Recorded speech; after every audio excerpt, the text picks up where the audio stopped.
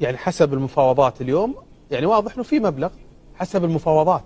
انا ما عندي نادي ما عنده فلوس ويفاوض دوران في فتره شتويه من استون فيلا، مستحيل. طيب انا بقول لك شيء، لما جاء ابراهيم المهيدم ما كان يبغى يجيب لاعبين وجاء، هل حيجيبها من الصندوق كان؟ لا، ما كان حيجيبها من الصندوق، حيجيبها منه ومن اعضاء الشرف، صح؟ اللي هذه الاداره الشركه غير ربحيه ورفض هذا الامر. يعني لو الان جاب ماجد الجمعان بيجيب من الصندوق، الصندوق ما حيعطيه ولا قرش. يجيبها من مين؟ يجيبها 100% من اعضاء الشرف الداعمين. طيب مو هو بواحد ولا اثنين، ممكن ويمكن حتى تصير المبالغ على دفعات، مثل ما يحصل في انك لما تيجي هذه معلومه يا كابتن. ها، اغلب الانديه على تسوي. لا خليني من الانديه. انا صفقه دوران في حال انها تمت راح يكون مدعومه من اعضاء الشرف.